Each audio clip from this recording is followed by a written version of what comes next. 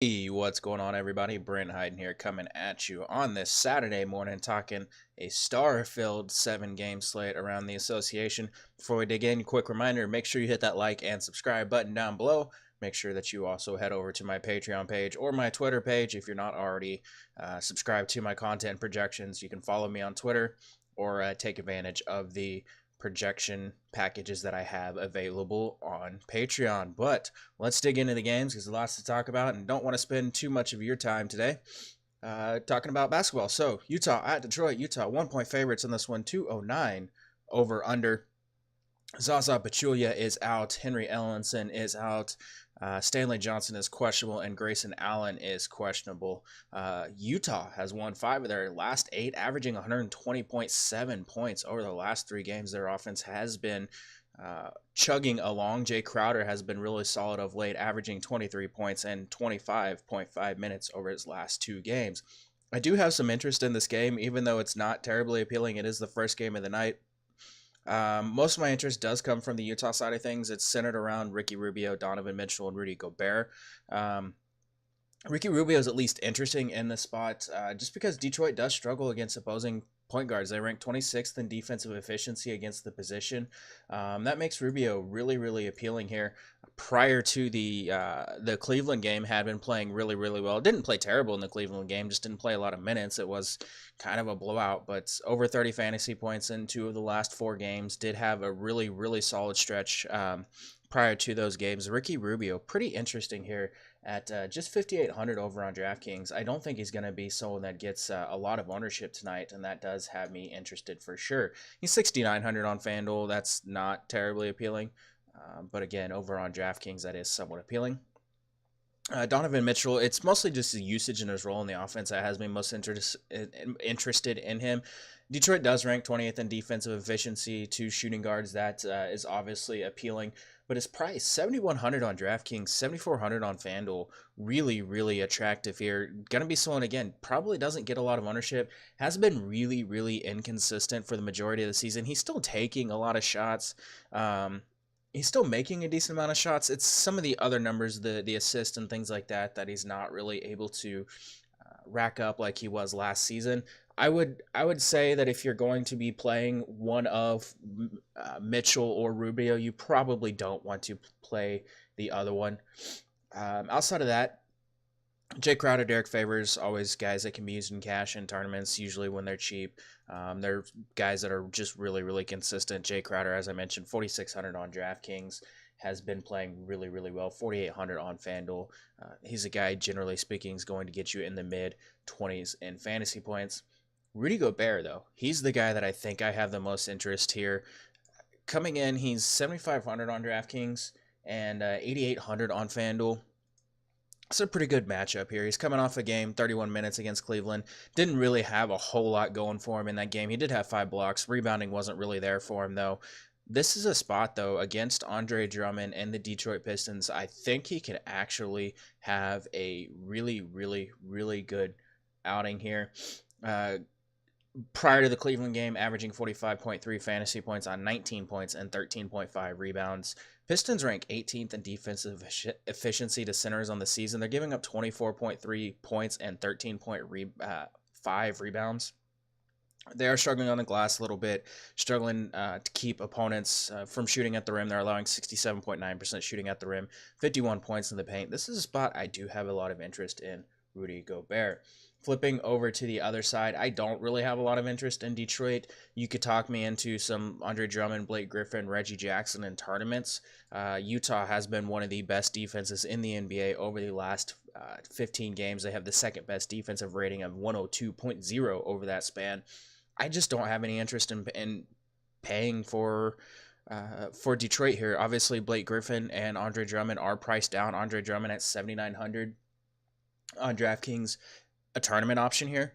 I think people might see that price and see this opponent ranked 23rd and jump and be like, oh my God, I'm going to get such a good deal on Andre Drummond, not realizing that that has not necessarily been the case over the past few games. Drummond, 24% usage rate, again, somewhat appealing. Just, I think there's going to be better places to look here tonight. Reggie Jackson is a little bit interesting, especially on DraftKings at his 5K price tag, 5,600 on FanDuel. Would be a strong tournament option here. 37% of his field goal attempts are above the break threes. Utah is allowing 38% field goal percentage on above the break threes. I don't hate Reggie Jackson in tournaments at his price. It's just, again, I think there's better places to go tonight. Moving on, Dallas at Philadelphia. Philly 6-point favorites in this one, 225 over under. Jimmy Butler questionable for this game, Wilson Chandler questionable for this game, and Dirk Nowitzki not likely to play on a back-to-back. Dallas has lost 10 of its last 11 games on the road and is just 3-17 on the season on the road. Tough spot here for Dallas coming in on a back-to-back after facing Boston last night. I will say, especially on DraftKings, Dallas is really, really appealing because of their prices. You have DeAndre Jordan at 5,900 on DraftKings, he's 6,800 on FanDuel. That is attractive. I will say, like, a lot of it just comes from the amount of minutes he's going to have to play, less about the matchup. Obviously, we know going up against Joel Embiid can be troublesome. But under 6K on DraftKings is just way too cheap here. It's really, really attractive, especially in cash, just because you know he's going to play 31, 32, 33 minutes, assuming the game stays close. He does have double-digit rebounding upside. I like DeAndre Jordan a significant amount. I also really like Harrison Barnes. Over the past few games, he's actually been matching up with opposing power forwards, and Philly, a team. They rank 23rd in defensive efficiency to power forwards, allowing 21.3 points, 12.1 rebounds, 47.7% field goal percentage to the position. He's 5,300 on DraftKings. That's way too cheap, again, for a guy that's taking double-digit shots, playing mid to upper 30s most nights when the games are close. Has a ton of upside. Harrison Barnes is going to be a guy that I will not be fading on DraftKings.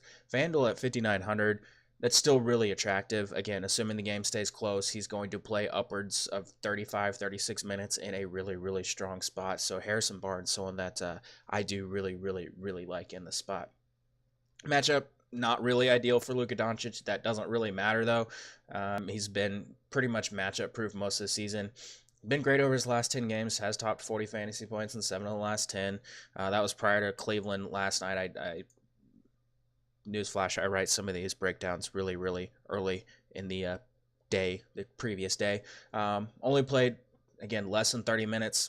Still putting up monster numbers. I still really like Luka Doncic, and at 7,400 on DraftKings, 7,800 on FanDuel. Does project to be a really, really strong option in this spot. Wesley Matthews, really cheap, coming in at 4,100 on DraftKings, 4,900 on FanDuel. Has been inconsistent, still playing a decent amount of minutes whenever the game stays close. Gonna take 7, 8, 9, 10 shots. He does have upside at that $4,100 price tag. And then looking at Dennis Smith Jr. and JJ Barea, Philly has really struggled against opposing point guards, especially since the Jimmy Butler trade. And Dennis Smith Jr. at 5K, if he's going to play 30 plus minutes in the spot, I have a lot of interest in him. Again, 5K on DraftKings, 5,500 on FanDuel. Philly has struggled against opposing point guards, 20th in defensive efficiency to them, allowing 25 points and 43% shooting to the position. They are a decent rim protection team, and that does concern me whenever it's a guy like Dennis Smith Jr. who does rely on getting to the rim a significant amount. But again, in tournaments, that's really, really, really attractive. And then you can look at JJ Barea in tournaments as well. If he gets hot off the floor or off the bench, he could end up playing a few extra minutes. Moving on to the Philly side of things, does depend a lot on what happens with Jimmy Butler. If he plays, I have a little bit less interest in this side of the game. If he sits, I have a lot more interest in this side of the game. It is a tough matchup for Joel Embiid on paper, but in the 2 previous meetings, Joel Embiid has just completely torched DeAndre Jordan. He's fine in cash in tournaments. We know Joel Embiid is going to get his regardless, but if Jimmy Butler misses, Joel Embiid, 36.3% usage rate, 1.68 fantasy points per minute, coming off that monster game against Phoenix. He's going to take a lot of shots, ton of rebounding potential here. I do have a lot of interest in Joel Embiid in cash and GPPs, regardless of Butler's status. But if Butler sits, it's going to be a hard press to convince me to fade Joel Embiid in the spot. Ben Simmons, good GPP option if Butler plays. Again, another guy that would be a really strong cash and tournament option if Butler sits. He owns a 24% usage rate, 1.30 fantasy points per minute without Butler. Dallas lacks rim protection. They're allowing 22.8 points, 5.8 rebounds, 9 assists, 2 point guards on the season. And, they're allowing 66% shooting at the rim this season. And Ben Simmons taking 69% of his shots at the rim. We like targeting Ben Simmons in matchups against poor rim protection teams because he can get to the rim with ease. So I like Ben Simmons in tournaments in the spot. JJ Redick, always a strong cash and tournament option. Continues to be underpriced, especially for his return on salary for cash games. Comes in at $5,500 on DraftKings, $5,600 on FanDuel. Dallas allowing 36.2% shooting on above the break threes. 46% of his field goal attempts are above the break threes.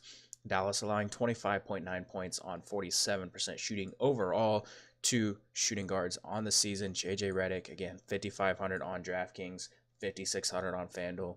Most nights going to get you in the mid to upper 20s in fantasy points, and I love that for cash, but he also does have upside. And if Jimmy Butler misses, I would expect JJ Redick to get a few extra shots. Jimmy Butler would be fine in tournaments if he plays. Obviously, you do have to deal with the potential manifestation of the issues that are going on in that locker room between Butler and Simmons and Embiid and Brett Brown and all that stuff. Obviously, that is a little bit concerning, but you can use him if he plays. Furkan Korkmaz and Mike Muscala would be two guys to keep an eye on if Wilson Chandler or Jimmy Butler miss this game. Moving on, New Orleans at Cleveland. New Orleans 7-point favorites in this one, 223 over under. Looking at the New Orleans side of things, Nikola Mirotic is out, and then on the Cleveland side, David Nwaba, Ante Zizic, and Matthew Dellavedova are questionable. Davis coming in after finished December averaging 29.6 points on 52.3% shooting, pulling in 13.4 rebounds per game in the month of December. Cleveland has been struggling. They shot under 40% from the field in 3 of their last 5 games. Colin Sexton, 5 of 8 from 3-point range over his last 2 games, but he's 3 for 20 inside the arc. So Colin Sexton continues to really suck. Looking at the Pelicans side of things, they're all in really, really good spots, and I love absolutely every single one of them. We're going to get to the one that is my favorite here in just a moment, but Cleveland giving up a 115.2 defensive rating on the season. Obviously, Anthony Davis, who comes in on the heels of 34 points and 26 rebounds against the Nets, is a really, really, really good option. I don't need to tell you that. Cleveland has been pretty tough on opposing big men. They do rank 6th in defensive efficiency, but Anthony Davis is Anthony Davis, and he could put up a monster outing against absolutely everybody. I do really like Julius Randle. Again, Cleveland has been tough on opposing big men, but they're still giving up a lot of points in the paint. They're giving up 50.9 points in the paint. Randle ranks 5th in the NBA this season at just over 13 points in the paint per game. Continues to be a strong fantasy producer, still playing a decent amount of minutes, taking a lot of shots. The rebounding wasn't there against Brooklyn, but generally speaking, does have double-digit rebounding upside. I still feel really comfortable in his floor.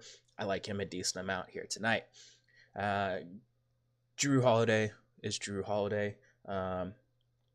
Did struggle against the Nets a little bit, but again, most nights generally safe for 40-plus fantasy points. Cleveland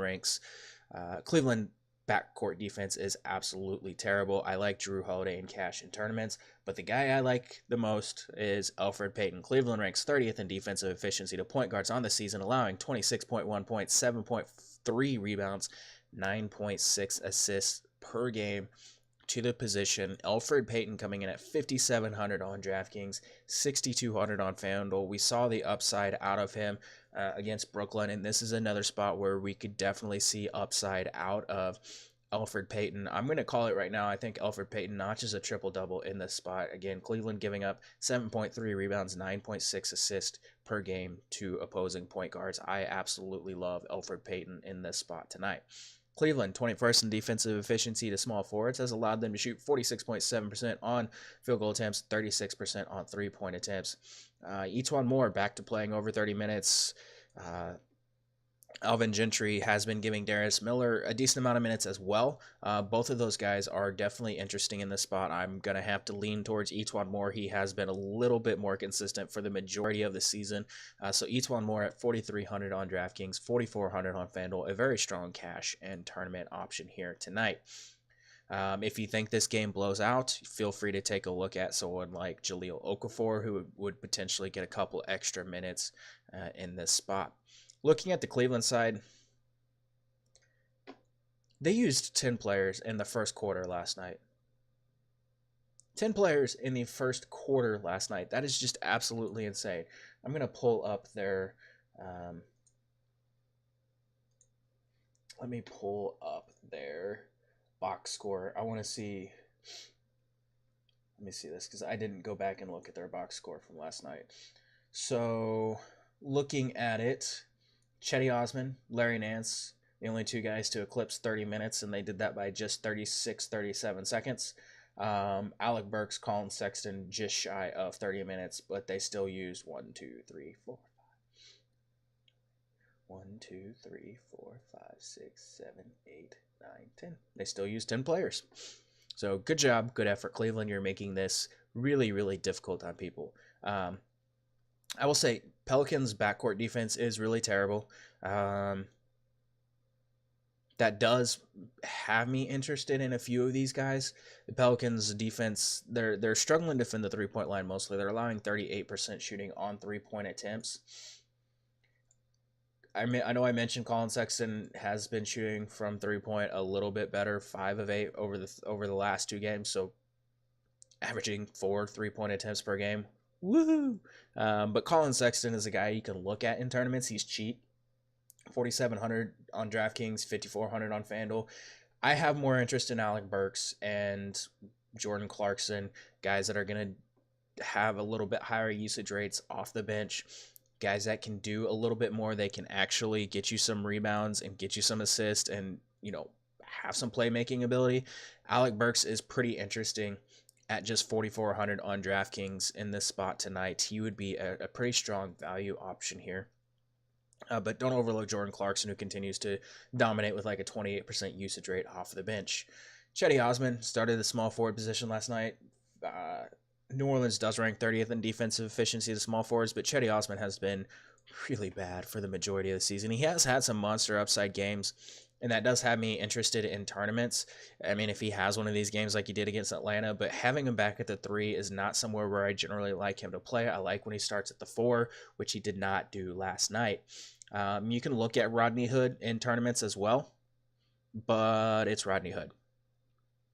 I don't know if there's anything else I need to say about that. Rodney Hood, 4,300 on DraftKings and 4,500 on FanDuel. He's going to chuck most nights. I would expect him to get a few extra minutes, assuming this game stays close. But again, it's Rodney Hood. Yeah. Tristan Thompson could be limited in the spot. I would have some interest in him at just 5,600 on DraftKings. 6,100 on FanDuel. If he gets closer to 30 minutes, which in a matchup against a too big lineup, he definitely could. He's a little bit interesting if we get word that he may get a few extra minutes. Outside of that, Larry Nance could be sprinkled into tournaments. Moving on, Toronto at Milwaukee. Milwaukee, 6-point favorites in this one, 225. Over under.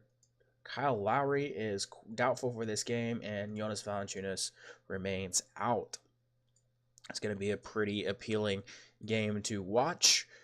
Chris Middleton, averaging 23.8 points over his last 4 games, has connected on 37 of 54 of his shots. The Bucks coming off 144 points against Atlanta. They scored 140 or more points 3 times this season. That's pretty damn impressive. Looking at the Bucks side of this first, Giannis is Giannis. High usage guy, 30% usage rate, 36.6% rebounding rate. Going to be lower owned than Kawhi on the other side of this game. Going to be lower owned than James Harden. Going to be lower owned than Joel Embiid.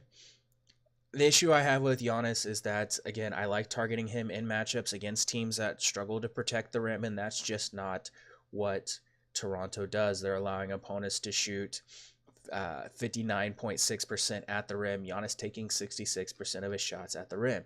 That being said, he still has a pretty solid floor based on his rebounding, his assist potential, and things like that. So if you want to roll Giannis in tournaments, feel free. I think I'm going to be looking elsewhere for exposure to the Milwaukee side of the game, and that starts with Malcolm Brogdon. Continues to be a name that he continues to produce. He's, again, one of my favorite plays on a nightly basis. Always goes overlooked. Going to get you in the mid to upper 20s most nights. Even playing limited minutes, like 20 minutes against Atlanta, still put up 25 fantasy points. Just continues to be a really, really solid option. Against Toronto, has averaged 26.9 points in just under 30 minutes. I'll take that all day long at 5,500, 5,700 on FanDuel. More of a cash option, but he does have tournament upside here. 26% of Chris Middleton's field goal attempts come in the mid-range. Did mention he's been pretty hot of late. Chris Middleton coming in at 6,900 on DraftKings, 7,500 on FanDuel. I don't hate rolling him out in cash or tournaments just because he's going to play a lot of minutes, take a decent amount of shots, and again, has been shooting the ball pretty well of late. You can look at Eric Bledsoe in tournaments if you wish. I'm probably going to be looking elsewhere. It is worth noting that Brook Lopez has given Toronto some issues of late this season, averaging 24.4 fantasy points in the two matchups that they've had this season.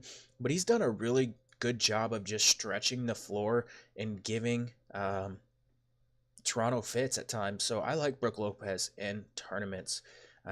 He's someone to definitely consider in the spots. You could even look at like Ersan Ilyasova, who returned last night, had a really solid game against Atlanta, would be playing in the mid to upper teens in minutes, most likely. Toronto side of this game is pretty appealing. Obviously, we know Kyle Lowry not expected to play in this game. That starts, which means Kawhi Leonard continues to be a guy that we have to look at. 36% usage rate, 1.33 fantasy points per minute without Lowry and Jonas Valanciunas on the floor.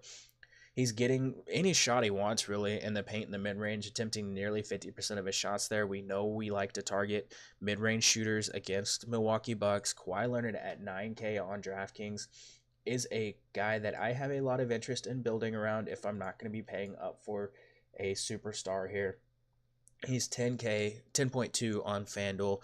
Obviously, did let everyone down against San Antonio, did struggle against Chicago and Orlando, but the usage is still there. The scoring is still there.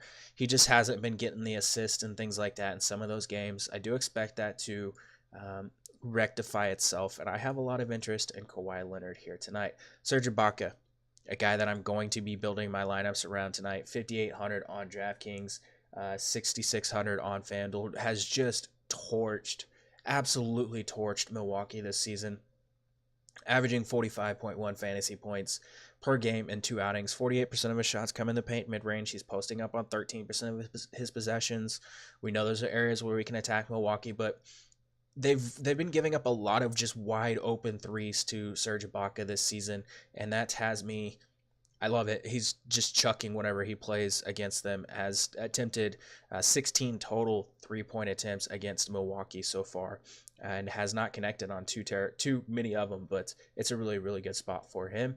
Pascal Siakam, perfectly fine in cash and tournaments. And Danny Green, 72% of his field goal attempts are three-point attempts. Milwaukee is not like, they're giving up 35.9% on three-point attempts, and they're allowing a lot of just wide open or open three-pointers. And eventually Danny Green is going to make you pay if he continues to take a lot of three-point shots against this team. Again, someone that I have a lot of interest in just as a value, just a really strong value. I know he's really struggled recently as well, but he's someone that's you can definitely consider. Same with Fred VanVleet. He's really struggled of late as well, but gonna play 30 plus minutes assuming the game stays close. 5,500 on DraftKings, 5,200 on FanDuel, 5,300 on FanDuel. Just a really strong cash option, and then you can use Norman Powell, OG Anunoby if you want to get like a FanDuel drop in there. Moving on, Memphis at San Antonio. 9-point favorites for San Antonio, who has been really good of late. Carrying a 5-game home winning streak into this game after they blew out the Toronto Raptors. San Antonio has scored at least 120 points in 3 straight games in 6 of the last 9. They shot 55.3% against the Raptors. Looking at the Memphis side of things, coming in on a back-to-back, obviously, going up against a defense in San Antonio that ranks 5th with a 103.9 defensive rating over the last 5 games.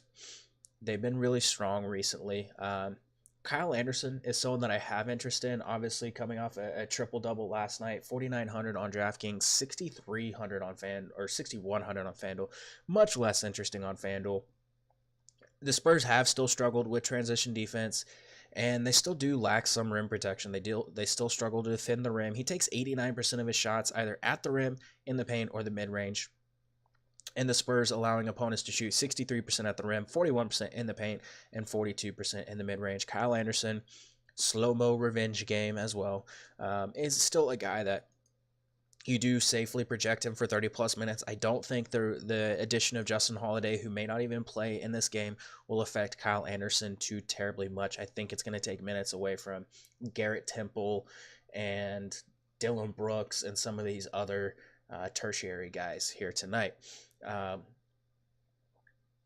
Marc Gasol, always safe in cash, better suited for GPPs because he does have some down games, but Marc Gasol at 7,200 on DraftKings is pretty appealing. 8,300 on FanDuel, much less appealing, but this is a spot, he's going to play a lot of minutes.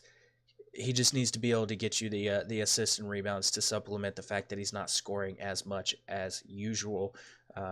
And that does have me a little bit concerned. Mike Conley is the same way. He's a guy I do feel, generally speaking, is safe for cash because of the amount of minutes that he plays on a nightly basis. He's just not really that consistent. He does have a lot of down games, but at 7,100 on DraftKings, 8,400 on FanDuel, I have a lot of interest in him tonight. Jaren Jackson Jr., again, takes a decent amount of his shots in the areas where we like to attack. San Antonio coming in at 5,700 on DraftKings, 6,300 on FanDuel. Just not a terribly great spot here for him tonight. Again, just a tournament option. Foul trouble can be an issue for him, but also just a lack of consistency. I mean, he had 5,000 19 minutes last time these teams played. Looking at the other side of this, I do have some interest in a few options here from the Memphis Grizzlies, or from the Spurs. The Grizzlies have been tough on defense for the majority of the season, but they're really, really struggling to defend the three-point line. Over the last 10 games, they're allowing 38.2% shooting on above the break threes, and they've been torched on corner threes for the majority of the season, allowing 40% shooting on corner threes. I don't expect Davis Bertans to play a lot of minutes here. It would be interesting to see if he could get above 20. This would be a spot where I could see Davis Bertans actually having a good game. 73% of his shots come from three-point range. Last time these teams played less than 20 minutes, still put up a pretty solid game against the Memphis Grizzlies. I like him as a value on FanDuel, or if you're building 150 lineups, getting some exposure to someone like Davis Bertans in this spot might pay off. Part of the same goes for Bryn Forbes. Bryn Forbes is pretty interesting here tonight as well, with everyone kind of clamoring for Derek White, who has been really good, but Bryn Forbes 4,500 on DraftKings, 4,700 on FanDuel. This is a spot, again, he's a guy I almost always feel comfortable using him in cash. Minutes have started to stabilize. Most nights going to get you 20-plus fantasy points. He's one of the few guys on this team that actually takes a decent amount of three-pointers. As I mentioned, Memphis really struggling to defend the three-point line. I like Bryn Forbes a decent amount. He also sees a boost because Memphis has been giving up a decent amount of fast break points, 15.6 fast break points per game. That's a boost to Bryn Forbes and DeMar DeRozan. They're both guys that operate really well in transition. That's been why San Antonio has been really successful of late. They've been able to get out and push and run in transition a little bit more, and that's really helped them a decent amount. So DeMar DeRozan, someone else I do feel is just a little bit too cheap, I think, coming off a monster outing against Toronto. Outside of the Boston game, has been just really, really good for the majority of the season. He did have the majority of the stretch of his last 10 games, did have a down game against Denver, but 60-plus fantasy points in 2 of the last 3, had a couple of 50 burgers in there, and then a couple of other down games, but I do have interest in DeMar DeRozan as a tournament or cash option in this spot. I talked about it going into the Toronto game, but the potential assists have been up for DeMar DeRozan, and that's really helped raise his floor. You can use Derek White. Memphis did really struggle to defend the rim against Brooklyn, but generally speaking, over the majority of the season, 59.3% shooting allowed at the rim. Derek White's a guy that does rely on scoring at the rim a decent amount. You could still roll him out. Like you could definitely, I could see Derek White actually having a decent game on in the spot, but he's 6,400 on FanDuel, and that's just a hard pass for me tonight. LaMarcus Aldridge is too cheap over on DraftKings, 7,700. I don't dislike using him in cash in tournaments. And then Rudy Gay, again, doesn't really jump off the page in this matchup. 5,500 on DraftKings, 5,700 on FanDuel, but he's someone that I do think can have a pretty solid game here, and it is a revenge game for Rudy Gay. Moving on, we have the next game of the night is going to be Golden State at Sacramento. I believe we're around in the corner. What, 2 games left? 2 games left to talk about. Golden State, Sacramento. Golden State, 7-point favorites, 7.5-point favorites in this one. 239 over under. Marvin Bagley is questionable for this game. Buddy Hield, 3 straight 20-plus performances. He's been playing really well of late. Klay Thompson, 10 of 17 from 3-point range over the last 3 games. I will get to him in just a moment. Gonna look at the Sacramento side of this first because I absolutely love De'Aaron Fox in this spot. I think he is one of my favorite plays on the entire slate. De'Aaron Fox, 7,300 on DraftKings, 8,500 on FanDuel. Just way too cheap. Way too cheap in this matchup. Like, I know the Warriors are decent against point guards. The Warriors, taking anyone against the Warriors is somewhat concerning because there's always blowout potential, but Golden State has won the first 2 meetings by just a total of 6 points. De'Aaron Fox has been pretty strong in this matchup so far this season, and 7,300 for the minutes and the role that he has in this offense is just inexplicable. Averaging 37 fantasy points per game against Golden State in 34 minutes, 9 assists per game over that span. The assists were down the last couple of games for him, but he does have double-digit assist potential. And the Warriors allowing 8.7 assists per game to point guards. They're also allowing 66.5% shooting at the rim. That's even with Draymond Green being back. And Fox takes 35% of his shots there. He's averaging 14 potential assists per game this season. That's really, really, really, really good. I love De'Aaron Fox. Cash, viable, I think, at his price on DraftKings. Buddy Hield is definitely interesting in this spot. Obviously, taking a ton of shots, shooting the ball really, really well. Has been really good against Golden State and the 2 matchups already this season. It's a good spot here for him as well. Golden State really struggling still defending in transition, and Buddy Hield excellent in transition. 25% of his possessions are actually in transition this season. So I really like Buddy Hield. Bogdan Bogdanovic has struggled in this matchup, but does have a 23% usage rate off the bench. He's perfectly fine in GPPs. And the return of Marvin Bagley, I think, could put a damper a little bit on Nemanja Bjelica. It would hurt the potential for Harry Giles to be a punt option. But if Marvin Bagley is out, I still have a lot of interest in Bjelica, coming at 5,400 on DraftKings, 6,500 on FanDuel as a pretty good cash and tournament option. Double-digit field goal attempts in 3 of the last 4 games. Has the rebounding potential. Has some block steal upside. It's a really, really good spot here for him. He hasn't been exceptionally good in this matchup. Has only played 20 minutes in both games, but averaging like a fantasy point per minute in those 2 outings. So it's a spot where I feel pretty good about him if Marvin Bagley is out. If Marvin Bagley plays, I probably wouldn't have any interest in Bjelica, and I wouldn't have any interest in Marvin Bagley just because he would probably be pretty limited. Willie Cauley-Stein has struggled a little bit in this matchup, but he's someone to consider as well. Takes 67% of his shots at the rim, and as I already mentioned, Golden State really struggling to defend the rim this season. You can use Iman Shumpert as a cash value or tournament value if you wish. 3,900 on DraftKings, 4,300 on FanDuel. If Bagley does miss, Harry Giles, just someone that you can consider on FanDuel as a punt option. Looking at the Golden State side of things, Stephen Curry has been on fire, averaging 27.6 points on 46.1% field goal shooting and 36.4% three-point shooting over the last 5 games. Sacramento has been somewhat tough on three-point shooters this season. They're allowing just 34.4% on three-point attempts, but 36% on three-point attempts allowed to point guards. Stephen Curry, pretty strong cash and tournament option here. Sacramento giving up 23.3 points, 9 assists.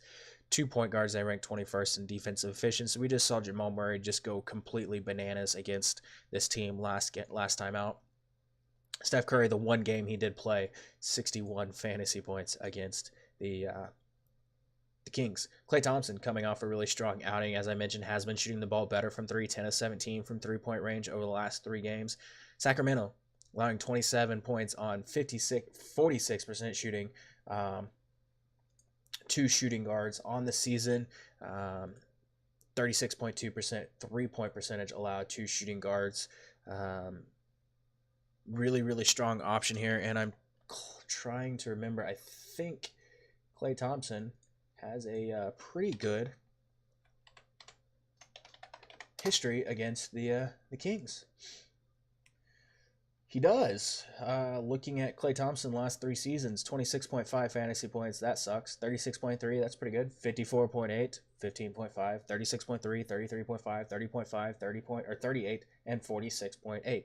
Obviously, some of those games not that great, but has some upside here. Very, very cheap still, coming in at 6,600 on DraftKings, and I know he is affordable over on FanDuel too at just 7,600. I do really like Draymond Green as well. Has really struggled since returning from his injury. Has a couple upside games. Did look pretty good against Houston. 9 points, 11 rebounds. Sacramento 21st in defensive efficiency to power forwards.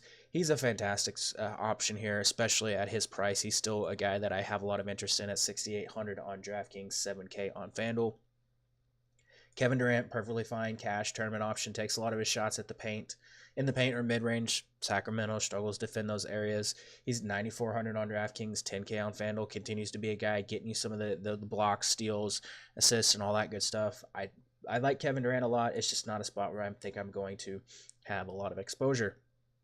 Kevon Looney, going to toot my own horn for the Kevon Looney game against Houston. If he didn't get in foul trouble early in the third quarter, probably would have had a monster game. Still just going to play in the mid to upper 20s, but he's going to get you mid to upper 20s in fantasy points most nights. And this is a spot where I like Kevon Looney a decent amount at 4K. More of a cash option, but someone to consider. Jonas Jerebko, someone that you can consider as well. Only got 11 minutes against Houston. Averaging 22 minutes against the Kings this season, just not producing very well. And then Jordan Bell, after Steve Kerr was like, I might give Jordan Bell more minutes after the way he played against Phoenix, he didn't give him any minutes. So yeah, just not going to go there. I guess if you wanted to look at Andre Iguodala or someone like that, you can, but there's not really a reason to. Moving on, Houston at Portland. Houston 1-point favorites in this one, 216.5 over under the last game of the night. Chris Paul, Eric Gordon going to be out for this game still. Mo Harkless is questionable with this being a back-to-back. James Harden has posted back-to-back 40-point triple-doubles.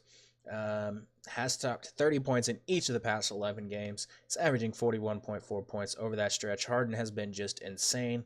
Damian Lillard has been pretty good, averaging 24 points over the past 2 games, despite shooting 2 of 17 from 3-point range. Clint Capella has topped 20 rebounds in 3 of the past 6 games, pulled down 21 boards and 29 points against Golden State. CJ McCollum has been shooting really well recently, has hit 12 of 34 shots over the past 2 games. Yusuf Nurkic has been playing really well. If you haven't noticed, a lot of these guys have been playing really well. He's averaging 21.6 points and 12 rebounds over the past 5 games. Austin Rivers has scored in double digits in all 5 games since joining the team. James Harden's last 10 games, 40.2 points per game on 25.7 field goal attempts, 42% shooting, 14.9 3-point attempts, 42.3%3-point shooting, 6.8 rebounds, 9.3 assists, 2.1 steals, 0.6 blocks per game. 40% usage rate over that span as well. I could give you all the matchup data in the world, and it doesn't matter. James Harden is just, it's insane. Putting up numbers at better than what Russell Westbrook was doing a couple seasons ago. Yeah, James Harden. If you want to jam him in your lineups, feel free. There's 80, 90 fantasy point upside, like 50 plus fantasy point floor. There's really not much I really need to say here. If you can afford him, you can afford him. If you don't like the way your lineup looks without him, you can manage to cash without him in your lineups. If he still goes for 90, I still had a really, really good night the other night whenever he put up 91 against Golden State on a 3-game slate. So there's that. PJ Tucker, Daniel House continue to be strong value options here. House, I would still project to be right around 28, 30 minutes. James Ennis would still play a few limited minutes here. Even with James Ennis returning, it's not going to eat into what House's minutes are going to be because you'll just lose minutes from like Gary Clark and Brandon Knight and some of these scrub options that probably shouldn't even be playing anyways. House has topped 20 fantasy points in 5 straight games. Portland ranks 26th in defensive efficiency to small forwards on the season. I like him a decent amount. Portland getting torched on 3-point attempts, allowing 37.8% on 3-point attempts this season. Daniel House, a guy taking a lot of 3-pointer shots. 60% of his field goal attempts this season are 3-pointers. He's the epitome of a Houston Rocket, just taking a ton of 3-point shots. Had a good game against Portland last time these teams played. It just 18 minutes, had 22 fantasy points. He's going to be a guy I think I'm going to be using as a core value option here tonight. But again, I don't hate PJ Tucker as well. He's obviously going to be the guy that plays the most minutes out of the bunch. Gerald Green can be sprinkled in at GPPs as value. Clint Capella. Whew. I love this spot here for Clint Capella, 7,800. He's going to play a lot of minutes. It just comes down to that. He's going to play a lot of minutes as long as he stays out of foul trouble and he's producing. And this is a spot whenever he hasn't even played that many minutes against Portland, but he's been putting up really strong games. I really like Clint Capella in this spot. Austin Rivers can be used in all formats. I like a lot of Houston here. Again, if you're fading Harden, I would heavily consider making sure you get some Clint Capella or Austin Rivers or Daniel House or PJ Tucker, just because you're getting a lot of minutes out of those guys. On the Portland side of things, obviously Damian Lillard is a great option here. I won't have him tonight just because of the way my lineup construction is going to break down, but I have no issues using him in this spot. Obviously, we know Houston's point guard defense not going to be as great with Chris Paul out, but Austin Rivers has done a decent job at times defending opposing point guards. So yeah, there's that worth considering. But 35% of Lillard's shots come at the rim. Houston allowing 68% shooting at the rim. Again, it's a good spot for Damian Lillard. If you want to use him, use him. It's not someone I'm forcing into my lineups, but I do like him a decent amount. I'm going to be going back to the well with Jusuf Nurkic, 7,600 on DraftKings, 9,100 on FanDuel. Obviously did not have a huge game against OKC, but 22 points, 8 rebounds. That's pretty solid. Has been really, really good against Houston in 2 games already this season, averaging 39 fantasy points in 27 minutes. And Houston is just getting destroyed in the paint and at the rim. It's a really, really good spot here for Jusuf Nurkic, and he's a guy I'm going to have a ton of exposure to. I like Al-Farouq Aminu, continues to be a strong cash and GPP option. Mid-range option for sure, but coming off a really strong game against OKC, has been pretty good against Houston in the past, and he just continues to be a guy who takes a decent amount of 3-pointers, get you some rebounds, get you some upside. I have a decent amount of him in my line, or interest in him as well. And then Mo Harkless has been pretty good for Mo Harkless standards recently, playing pretty well, but the issue that I have is he may not even play in this game, but he could be a value option if he's able to suit up, but he's been rested on a lot of these back-to-backs this season. But that's going to do it. That's the entire slate. Good luck in all your contests tonight. I will be back on Monday.